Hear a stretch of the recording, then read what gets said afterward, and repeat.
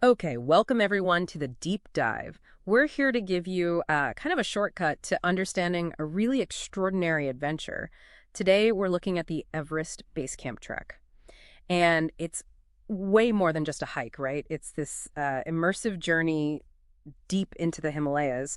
Our mission really is to unpack why it's so profound, what it actually takes to do it safely, and, how it connects to nature and all that incredible mountaineering history.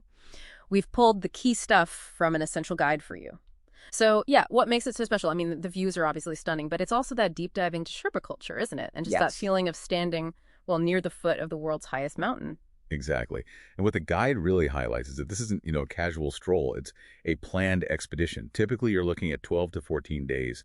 And that time frame isn't just plucked out of thin air. It's absolutely crucial for acclimatization, letting your body adjust. Right, that makes sense. And it covers quite a distance. Yeah, roughly 130 kilometers, about 81 miles round trip. You start from Lukla, that a tiny infamous airstrip. It sits around 2,860 meters. From there, it's a steady climb, through these amazing valleys. You eventually hit base camp itself over 5,300 meters. And then for the absolute best views, Kalapathar, that's even higher, 5,545 meters. Wow. So the shorter treks you sometimes see advertised, probably not the best idea then. Well, the guide is pretty clear. They carry a significantly higher risk of altitude sickness, that 12 to 14-day plan. It's really the standard for a reason. It's a safety thing. Okay, so knowing the demands, timing is obviously key. What does the guide say about the best seasons to go, and what about the weather? It points to two main windows. Spring, so March to May. That's when you get milder weather. The rhododendrons are blooming, which is amazing. Plus, you might actually see Everest climbing teams getting set up. Oh, cool. And the other window? Autumn, September through November. Visibility is usually excellent Yeah. then. Crystal clear skies often. But the trails can get pretty busy. The main thing, though, Himalayan weather is just, well, famously unpredictable. You really have to be ready for anything: snow, sun, wind. Doesn't matter the season. Got it.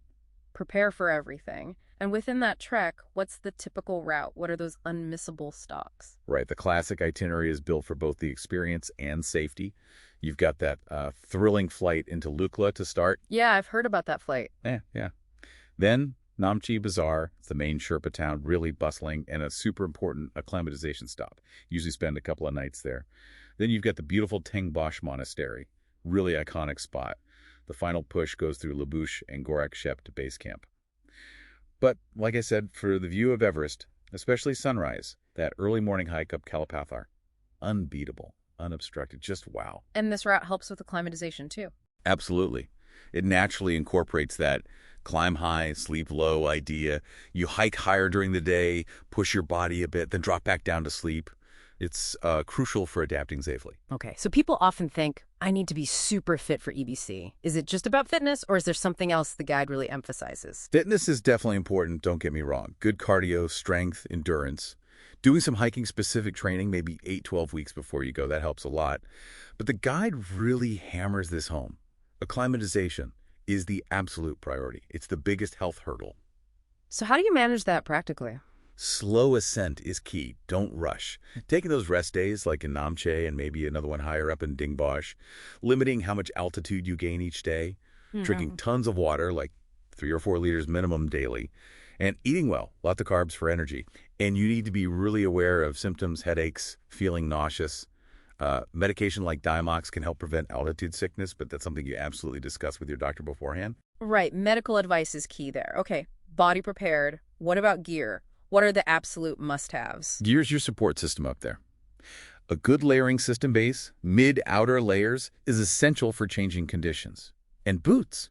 Sturdy, comfortable, broken-in hiking boots. Please don't show up with brand new boots. Haha, noted. Blisters at altitude sound like misery. Exactly. Also, a warm sleeping bag. Weighted down to 0 Fahrenheit, minus 18 Celsius, is a good target. Tea houses can be cold. And a solid first aid kit. Your remote. Include personal meds, Diamox if prescribed, and maybe an oximeter to check your oxygen levels.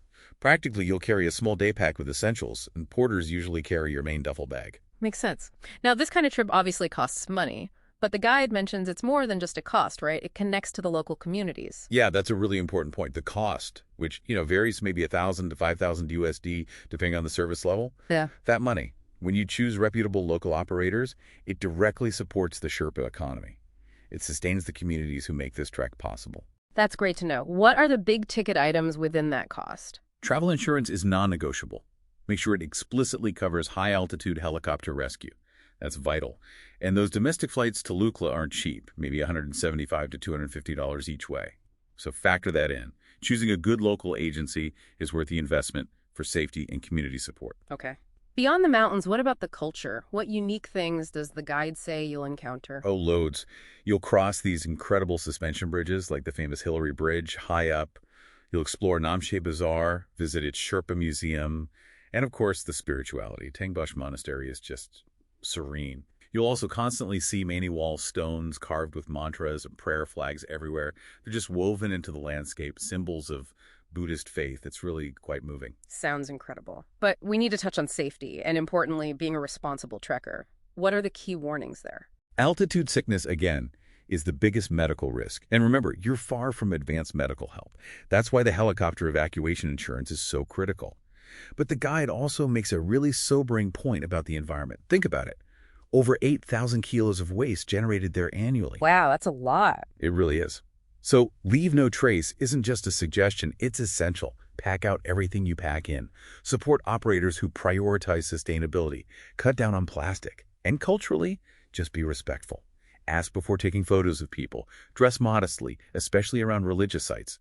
Small things, but they matter. Absolutely. So pulling it all together, the EBC trek sounds like this amazing mix: nature, culture, history. But success really comes down to good prep and making responsible choices. Definitely. And maybe a final thought for you to consider. When you think about the physical challenge, the incredible cultural immersion, and that environmental responsibility, what does it really mean to stand there near the roof of the world? How does a journey like that change how you see, human endurance and the natural world itself? That's a powerful question. So if you're ever thinking about this trek, prioritize acclimatization, prepare properly body and mind, plan the finances, and please choose responsibly.